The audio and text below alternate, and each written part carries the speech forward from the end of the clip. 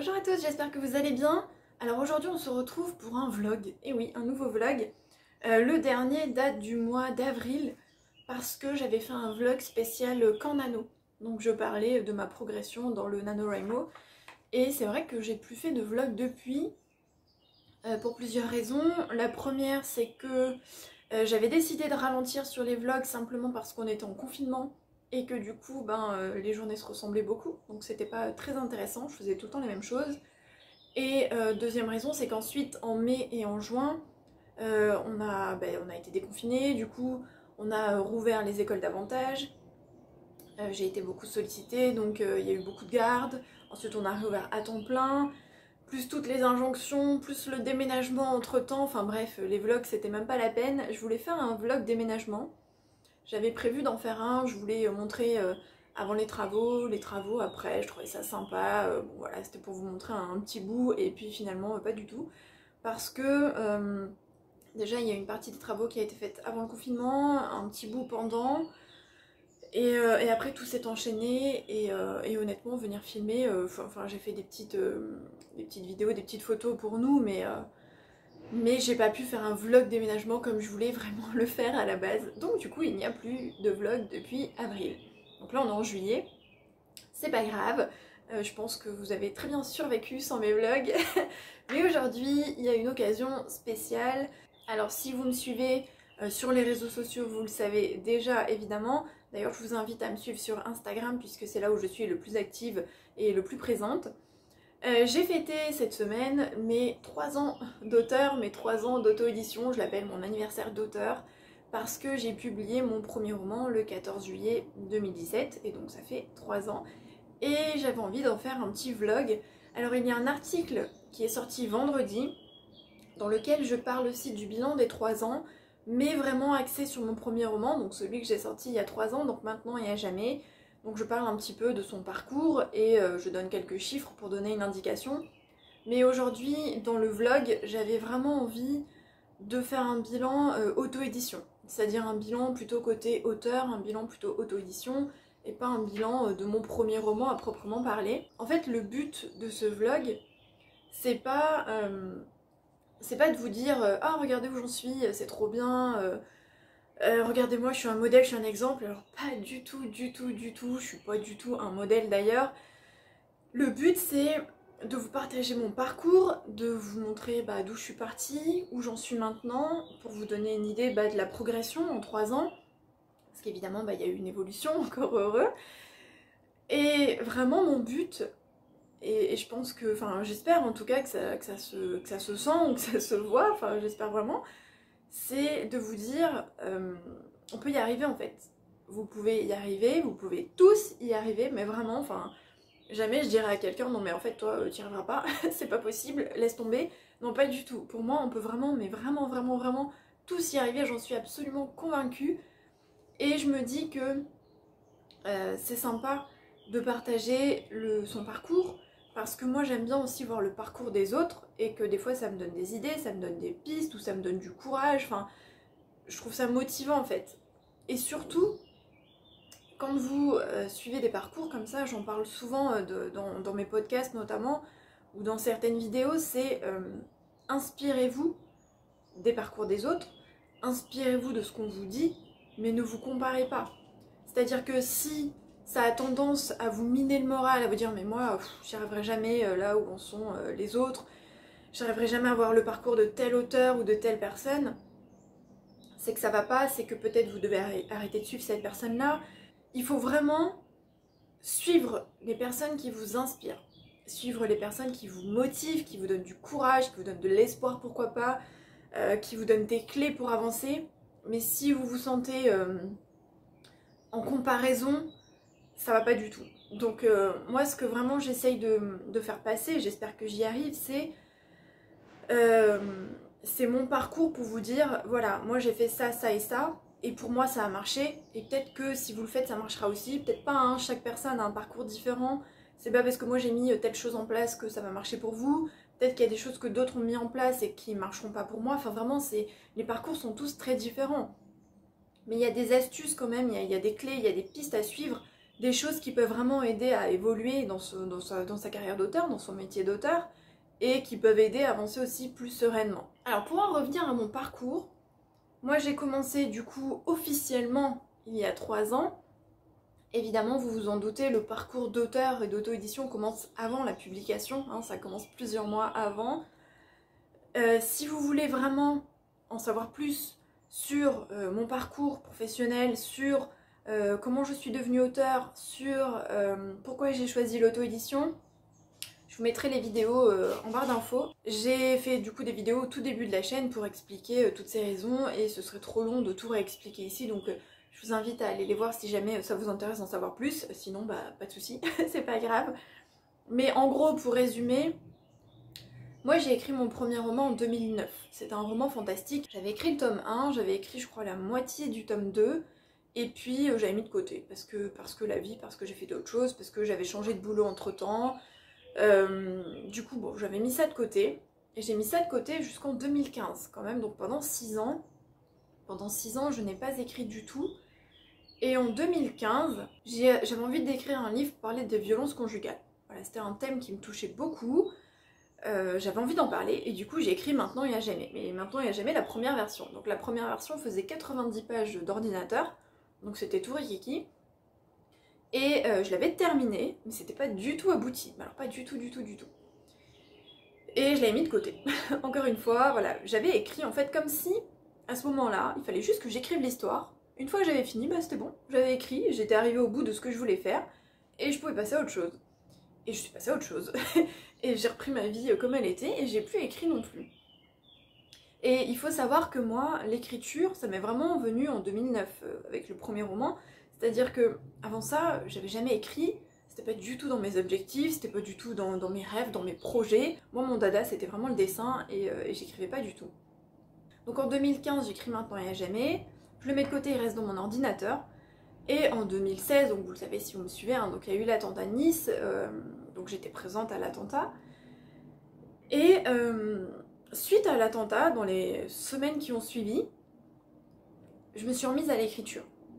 Alors, souvent je dis que l'attentat, ça a été un déclencheur pour moi, vraiment quelque chose qui a bousculé ma vie, qui a fait basculer ma vie dans le sens positif.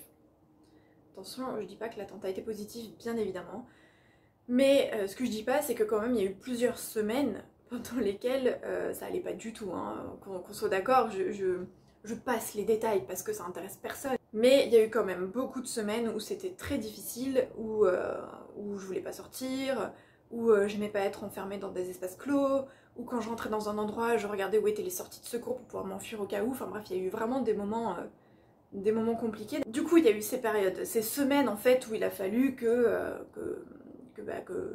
je réapprenne en fait à aller bien, hein, en quelque sorte, à surmonter en fait les souvenirs, à surmonter ce qui s'est passé.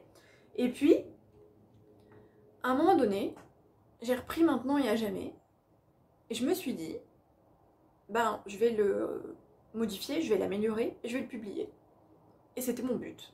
Je voulais publier ce livre. Je vais pas faire un brainstorming, je me suis pas dit, tiens, qu'est-ce que je veux faire de ma vie, qu'est-ce que j'ai vraiment envie de faire, quels sont mes rêves, pas du tout en fait. Je saurais pas comment vous l'expliquer, mais je suis allée ouvrir mon fichier et j'ai décidé que je voulais le publier. Et en fait, je saurais même pas l'expliquer, c'est que ça s'est fait naturellement. J'y ai pas réfléchi, c'était une évidence. Et je savais que je le publierais. Je savais pas comment, hein, voilà, j'étais encore très loin de tout ça, mais je savais que j'allais l'améliorer et le publier, et c'était mon but. Et je l'ai fait du coup. Évidemment ça a pris du temps parce que d'abord il a fallu le retravailler, donc tous les soirs quand je rentrais du travail j'étais sur mon ordinateur après le repas, et je travaillais tous les soirs sur mon roman. Et en parallèle j'ai commencé à me renseigner sur comment publier un roman parce que moi j'étais très loin de tout ça, je n'y connaissais mais rien, mais quand je vous dis rien, j'y connaissais rien du tout. Le monde de l'édition, je n'y connaissais absolument rien, je partais de 0, voire de -5, -10, -20. Et j'ai commencé à me renseigner. Et j'ai eu beaucoup de chance, ou c'est parce que je sais chercher, j'en sais rien. Mon copain il me dit toujours mais comment tu fais, parce que quand je cherche une info en général j'arrive à trouver. C'est que je suis tombée sur les bons conseils. Et je suis tombée sur les bonnes personnes pour m'aider à avancer. Et je vous parle tout le temps de Nathalie Bagadé, elle doit avoir les oreilles qui sifflent à chaque fois. Donc je vous parle du fameux guide, je vous en ai déjà parlé dans mes premières vidéos, qui n'est pas dispo en ce moment parce qu'elle devait le retravailler et que bah elle n'a pas encore ressorti, mais vraiment ça a été ma bible, parce que il y avait tout dedans, il y avait tout. J'ai aussi fouiné sur quelques sites internet, etc. Mais il faut avouer que, et c'était il y a c'était il y a plus de 3 ans, c'était il y a 3 ans et demi, il n'y avait pas encore énormément d'infos. C'était beaucoup plus difficile de trouver des infos. Et donc du coup, avec ça, honnêtement, j'ai tout suivi. J'ai suivi à la lettre tout ce qu'il fallait faire, sur quoi publier, comment faire les mises en page. Alors il y a des choses que j'ai pas gardées et que j'ai fait différemment, parce que des fois, elle proposait plusieurs solutions et que du coup, je choisissais ce qui me convenait. Mais vraiment, j'ai tout suivi, quoi. Et je trouve que du coup, pour la publication de mon premier roman, j'y suis allée sereinement. Et je me mettais pas de pression à l'époque, parce que je me disais, bah, c'est ton premier roman. Ce sera pas parfait, il marchera peut-être pas, enfin il sera peut-être pas lu, mais c'est pas grave, parce qu'en fait, moi, mon seul objectif, c'était de le publier, et c'était tout, quoi. J'avais pas du tout réfléchi à l'après. J'avais pas réfléchi à un métier d'auteur, j'avais pas réfléchi à d'autres romans. Moi, je voulais le publier, et c'était tout. C'était mon objectif. Et donc, du coup, pour ça, ce livre était parfait, et j'ai suivi tous les conseils, et donc j'ai publié mon roman. Donc ça m'a pris quelques mois parce que bah, il a fallu le retravailler, et parce que bah, pour le premier roman, ça prend plus de temps, honnêtement. Faire la couverture, faire les mises en page, commander les brochets, etc. Mais mon objectif, c'était de le publier le 14 juillet. Pour moi, c'était cette date-là, il fallait que tout soit bouclé à cette date-là. Et c'est ce que j'ai fait, du coup. Donc pendant ces quelques mois, je me suis renseignée sur l'auto-édition, j'ai créé mon site internet, j'ai créé mes réseaux sociaux, j'ai développé ma communauté d'auteurs, je suis entrée au club des Indés, donc qui est un club qui existe toujours, hein, duquel je ne fais plus partie, mais c'est un regroupement d'auteurs en fait. Et vraiment, j'ai suivi tous les conseils et j'ai essayé de tout mettre en place pour pouvoir sortir mon roman. Et le fait est que, je dis souvent que quand on publie un roman, quand on écrit un roman, c'est un peu comme les tatouages, c'est qu'une fois qu'on en a fait un, en général on s'arrête pas là, et on en fait d'autres, et on suivit du coup d'autres romans. Donc je vais pas m'étaler, parce que je vois que j'ai déjà parlé pendant un bon moment sur ce début de parcours. Vous pouvez aller voir du coup l'article que j'ai publié sur le bilan de Maintenant et à jamais sur ces 3 ans d'auto-édition, de publication, si vous voulez en savoir plus sur son parcours. Mais le fait est que moi ce que je veux que vous reteniez, enfin si vous en avez envie, c'est que on n'a pas besoin d'avoir fait des études littéraires. Moi j'ai fait des études de droit et de ressources humaines, avec une dimension européenne, enfin j'étais pas du tout dans le domaine littéraire. On n'a pas besoin d'avoir fait des études dans le milieu de l'édition, on n'a pas besoin de s'y connaître en édition. On peut partir de rien, je suis partie de rien et je ne suis pas la seule du tout. Il y a plein d'auteurs qui apprennent sur le tas. Et c'est en pratiquant, c'est en testant, c'est en expérimentant qu'on apprend des choses. Et moi j'ai appris au cours de ces 3 ans. C'est pour ça que je me dis que tout le monde peut y arriver, parce que à partir du moment où on est capable de se remettre en question, où on n'a pas peur d'apprendre, on n'a pas peur de se vautrer aussi, on n'a pas peur de tester, de se planter, de réussir aussi, eh bien on peut y arriver du coup. Mais il faut pas avoir peur d'y aller, et il faut se dire bah, je vais y arriver, et peut-être que je vais galérer, mais c'est pas grave, je vais y arriver. Moi mon objectif à l'époque c'était de publier le roman, et j'avais que ça en tête, et je l'ai publié parce que bah, moi je suis quelqu'un de déterminé, donc en fait quand j'ai quelque chose en tête, comme on dit, je l'ai pas ailleurs, je voulais le publier, je l'ai fait. J'avais pas du tout envisagé l'après, le fait est qu'ensuite bah, y a eu un après, et qu'il y a eu une autre aventure. Et c'est ça qui est drôle dans la vie, et j'en parlais il y a pas longtemps sur Instagram, c'est que on prend un chemin qu'on n'avait pas prévu. Et je suis en train de lire un livre dont je vous parlerai quand je l'aurai terminé, mais qui est absolument génial, un livre de développement personnel. Et en fait c'est ce qui est dit, c'est qu'il faut s'ouvrir aux opportunités, il faut pas rester fermé. Et même si ça sort de notre zone de confort, même si c'est pas ce qu'on avait prévu, même si ça nous fait peur, même si on doute, bah faut y aller. Parce que elle dit dans son livre que si ça nous fait peur, c'est que c'est le chemin qu'il faut emprunter. Et c'est vrai que ce chemin-là, moi je l'avais pas du tout envisagé. Et c'était pas dans mes projets. Moi mes projets ça avait été de passer le concours de professeur des écoles, que j'avais eu avant d'écrire, avant de publier, et d'être professeur des écoles, parce que quand j'étais gamine c'est ce que je voulais faire. Et mon but c'était ça.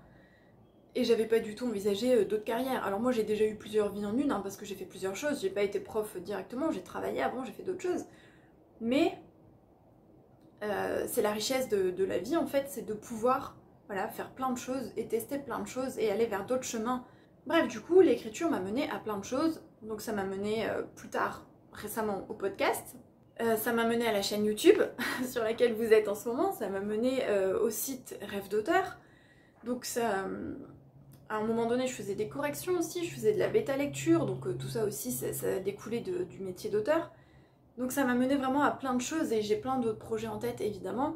Et ce que je voulais vous dire aussi, c'est que ça n'a pas été facile tout le long. On peut donner l'impression qu'on réussit, on peut donner l'impression que ça marche bien, on peut donner l'impression qu'on écrit facilement, que... Enfin, vous savez comment c'est sur les réseaux sociaux. Mais il y a des galères quand même, hein, il faut le savoir. Il y a des galères, il y a des périodes de doute, il y a des moments où quand on écrit on se dit que c'est de la merde. Il y a des lancements qui foirent, il y a des classements où on chute, il y a des livres qui marchent moins bien que d'autres. Il y a plein d'embûches en fait, il y a plein de choses plus difficiles, il y a plein de galères, c'est pas facile tout le temps. Mais c'est aussi le jeu. C'est-à-dire que ça peut pas être facile tout le temps et ça peut pas marcher tout le temps. Il y a forcément des moments où c'est plus difficile, il y a des moments où on n'a pas le moral. Moi j'ai déjà pleuré hein, pendant ces 3 ans, j'ai déjà ruminé, je me suis déjà posé plein de questions, enfin c'est normal de douter, c'est normal de se remettre en question, c'est normal que des fois ça marche pas, et c'est normal que des fois ça marche aussi, et c'est le parcours d'auteur, c'est le parcours d'entrepreneur, c'est le parcours d'indépendant, c'est le parcours d'auteur indépendant, parce que auteur indépendant c'est beaucoup plus difficile que d'être auteur édité en maison d'édition. Et du coup, ne vous dites pas « Oh là là, ça a l'air facile pour eux, pour elle, pour tel auteur ». Non, pas du tout. C'est difficile pour tout le monde. Sauf que sur les réseaux, on essaye quand même de donner une image positive, au sens où, par exemple, moi, j'essaye vraiment de transmettre tu peux y arriver, vas-y, tu peux y arriver, crois en toi ». Ça veut pas dire que je galère pas, ça veut pas dire que je crois en moi tout le temps, ça veut pas dire que j'ai pas de doute, pas du tout. C'est juste qu'on essaye d'insuffler quelque chose de plus positif, mais dites-vous bien qu'on galère tous, évidemment. Donc vraiment, j'en reviens à ce que je disais tout à l'heure sur suivez des personnes qui vous inspirent. Ça veut pas dire qu'elles galèrent pas, ça veut pas dire qu'elles n'ont pas de difficultés, évidemment. Peut-être que des fois elles vont partager avec vous, mais pas tout le temps. Mais suivez des personnes qui vous motivent et qui vous inspirent et qui vous tirent vers le haut, et pas qui vous tirent vers le bas.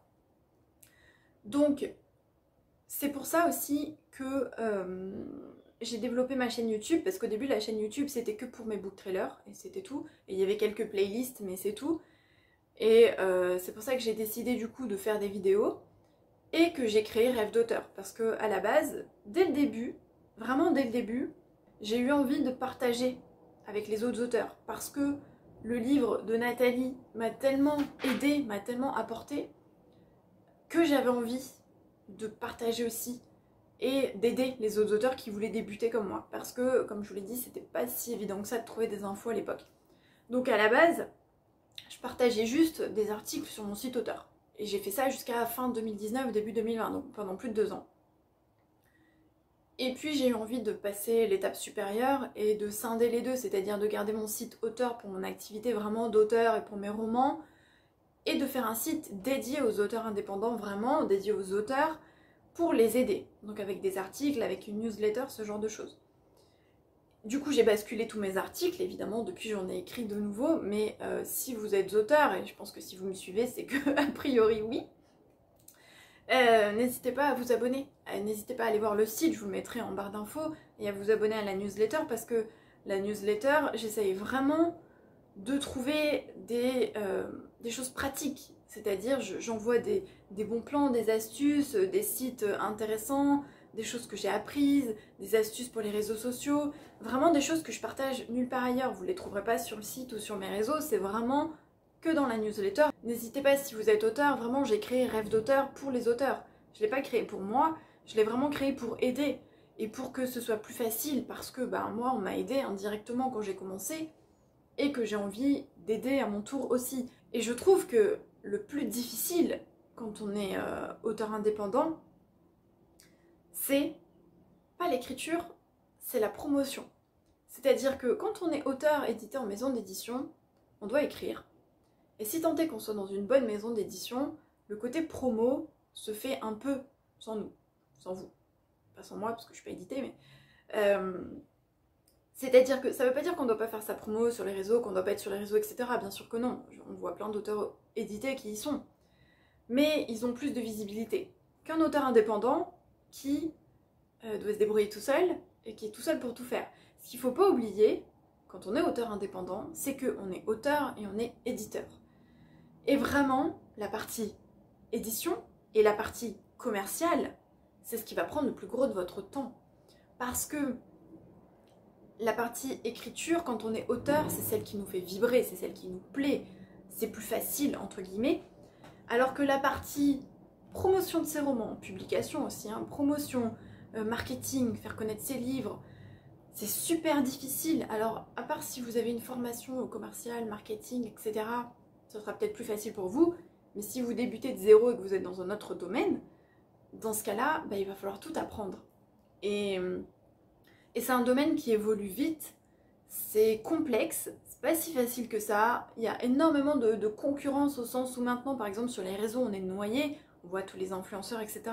Il y a beaucoup de comptes, comme sur YouTube, il y a beaucoup de vidéos.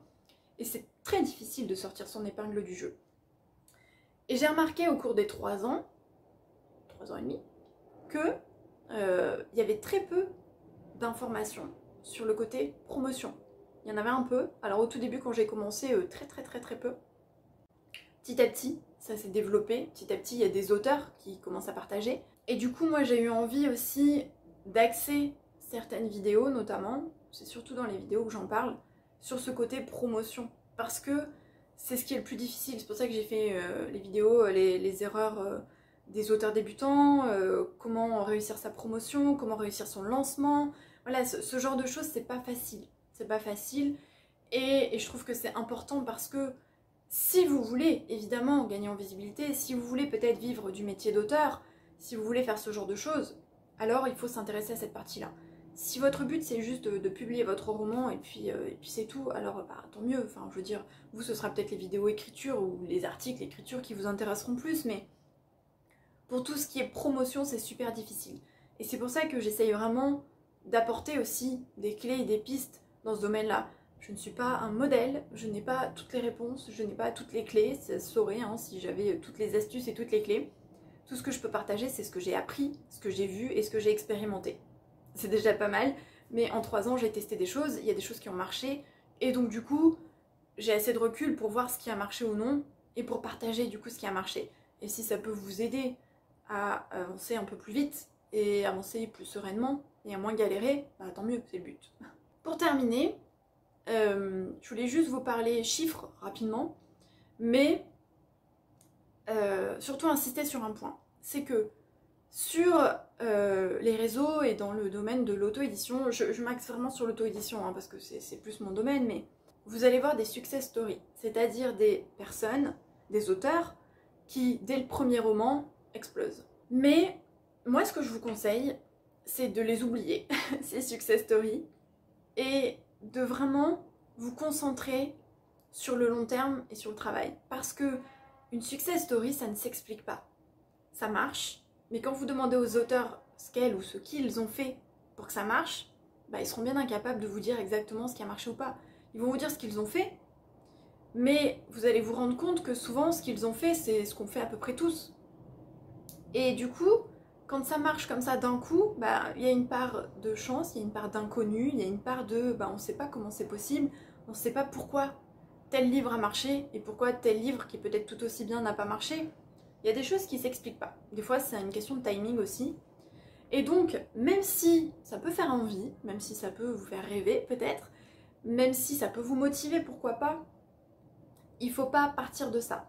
Ce qu'il faut, c'est se dire, voilà, ce que je vais faire, c'est que je vais travailler, je vais apprendre, je vais me former, je vais persévérer. En gros, c'est ce qu'il faut vous dire. Et il faut vous dire que le chemin va être long et que l'idéal pour moi, c'est que ça monte progressivement. Avec le recul, je suis contente d'avoir eu mon parcours. Alors évidemment, j'aurais pas dit non à un succès fulgurant dès le premier roman, évidemment. Mais le fait est que pendant les 3 ans, du coup, j'ai beaucoup appris. J'ai beaucoup appris et j'ai appris plein de choses aussi côté personnel. Du coup, vraiment partez dans l'idée de je vais y aller progressivement, je vais travailler et je vais y arriver. Dites-vous bien qu'au bout du chemin, vous allez y arriver parce que c'est le but. Il faut toujours avoir l'objectif positif. Et du coup, voilà, moi j'ai vraiment augmenté progressivement au fil des années. Évidemment, il y a des auteurs qui marchent beaucoup plus que moi, qui marchent très bien, mais je m'en fiche parce qu'en fait, moi, je me compare à moi-même et je vois le parcours et je vois d'où j'ai débuté et je vois combien j'avais vendu de mon premier roman au tout début, les premiers mois, et là où j'en suis maintenant. Et ce qu'il faut voir, c'est son parcours à soi. Et il faut être fier de soi, il faut se féliciter et il faut voilà, prendre du recul et se dire « Waouh, j'ai accompli tout ça quand même !» Il faut pas se comparer à ceux qui réussissent mieux que nous. Il faut au contraire se dire « Putain, je suis partie de là, j'en suis là, mais bien quoi, super, tant mieux !» Et ça va encore évoluer et on va tout faire pour que ça évolue et continuer de travailler. Donc pour vous donner quelques chiffres, c'est juste, c'est pas du tout, mais vraiment, regardez-moi dans les yeux, c'est pas de la vantardise du tout, mais vraiment pas, parce que mes chiffres ne sont pas exceptionnels et qu'il y a des auteurs qui marchent beaucoup mieux que moi, c'est pas du tout ça, c'est juste pour vous montrer la progression. En fait, j'ai pris le nombre de lecteurs chaque année, c'est pour vous montrer l'évolution et que justement, il y a une espèce de machine qui se met en route petit à petit pour peu qu'on soit régulier, pour peu qu'on se forme, pour peu qu'on travaille, pour peu qu'on persévère, qu'on s'accroche, et que ça peut marcher et monter petit à petit. Et c'est pour ça que je vous parlais des chiffres, parce que c'est bien beau de parler comme ça, mais que bah, parfois avec des chiffres c'est peut-être plus clair. Donc voilà, si vous en foutez des chiffres, eh ben n'écoutez pas. Donc la première année, j'ai sorti mon roman à la mi-juillet, donc le tout premier. Évidemment j'étais inconnue, j'avais commencé à créer ma petite communauté, mais toute petite, hein. Donc j'avais pas de réseau, je l'avais pas dit à ma famille, je l'avais dit à personne, personne dans mon entourage ne le savait, à part mon copain qui vivait avec moi. Mais vraiment, c'est-à-dire que tout partait des réseaux et tout partait d'Amazon. En dehors de ça, j'avais aucun appui parce que j'en avais pas parlé, tout simplement. Donc à la fin de cette première année, donc en 2017, avec ce roman, parce que j'en ai sorti qu'un cette année-là, j'étais à 1357 lecteurs. Donc j'avais dépassé le millier, ce qui est déjà pas mal pour un premier roman en quelques mois. Deuxième année, donc en 2018, j'ai sorti 2 romans. Donc j'en ai sorti un en février et un en octobre. Donc celui d'octobre, ça compte pas trop dans les chiffres parce que c'était vraiment... c'était en fin d'année. Donc du coup ça joue pas encore, ça a joué l'année d'après, mais à cette année-là ça a pas trop joué. Donc mon deuxième roman était un préquel. Donc c'est pas celui de mes romans qui a le mieux marché. Donc la deuxième année, j'ai eu 4624 lecteurs. 4600 lecteurs, auxquels on doit ajouter évidemment les 1300 de l'année d'avant, parce que j'ai pris par année, hein, je fais pas le total à chaque fois. J'étais presque à 6000 lecteurs, voilà, au bout de la deuxième année, donc au bout d'1 an et demi d'auto-édition. Et la troisième année, donc en 2019, c'est là où vraiment ça a commencé à bien marcher. Donc cette année-là, j'ai eu 12 847 lecteurs, auxquels s'ajoutent les lecteurs précédents. Donc le troisième roman, c'est là où ça a commencé vraiment à marcher. Et c'était un tome 1. Donc j'ai sorti le tome 2 et j'ai sorti l'intégrale dans la foulée. Et en fait, à ce moment-là, en début d'année 2019, il y a eu d'un coup un bond. Mes redevances ont doublé. J'étais un tout petit peu en dessous du SMIC et d'un coup ça a doublé. Entre, voilà, quand j'ai sorti ma duologie, à ce moment-là ça a basculé. Là où ça a explosé, et j'en ai déjà parlé, là où ça a vraiment explosé, c'est avec mon 5e roman, donc le dernier, Un souffle de vie, qui est sorti du coup en septembre 2019, et là ça a explosé. Pourquoi, je ne sais pas, il a marché, alors le lancement a foiré, ça je l'ai déjà dit, et le mois d'après, top 100. Et ensuite, voilà, il est toujours dans le top 100. Bref, ce livre a marché, a explosé, et c'est là que du coup le nombre de lecteurs est monté en flèche, tout comme les redevances, il faut l'avouer. Et ça ne s'explique pas, c'est ça que je vous dis, c'est qu'il y a une part d'inconnu aussi, c'est qu'on met des choses en place, peut-être qu'au bout d'un moment ça marche, je ne sais pas. Peut-être que c'était la couverture, peut-être que c'était le titre, peut-être que c'était le bon moment, peut-être que c'était le résumé, peut-être que c'est les premiers commentaires qui ont fait que, je ne sais pas. Mais en tout cas, le lancement a foiré, donc sachez que même si vous foirez votre lancement, c'est pas perdu. Et après il a décollé, donc voilà. Donc là pour juillet, pour 2020, donc jusqu'à juillet, parce qu'on n'est qu'à la moitié de l'année, je suis à 16 065 lecteurs. Donc c'est-à-dire que l'année dernière j'ai fait 12 800 lecteurs sur l'année, et là à la moitié de l'année je suis à 16 000. Donc c'est pour vous dire la progression, voilà. Au début j'étais à 1300, 4600, 12 800, et là je suis à 16 000 à la moitié de l'année.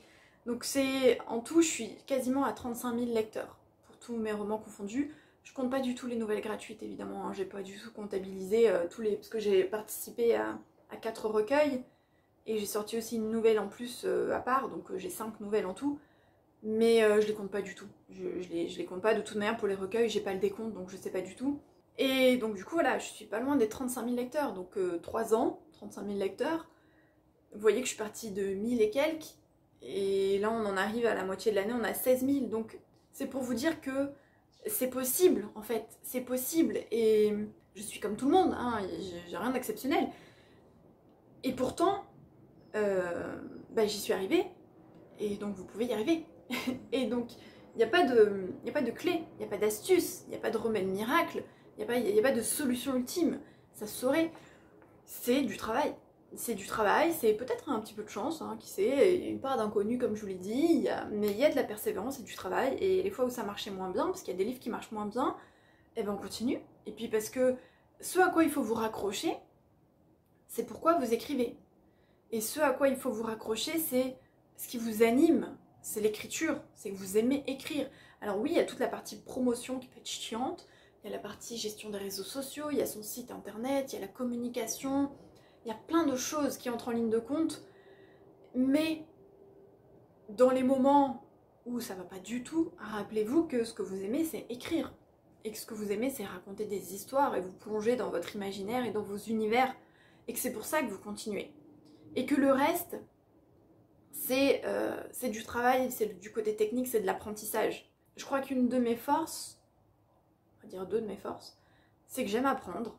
Il y a des gens qui n'aiment pas apprendre, moi j'adore apprendre. Donc j'adore me renseigner, j'adore faire des recherches, j'adore lire, j'adore apprendre.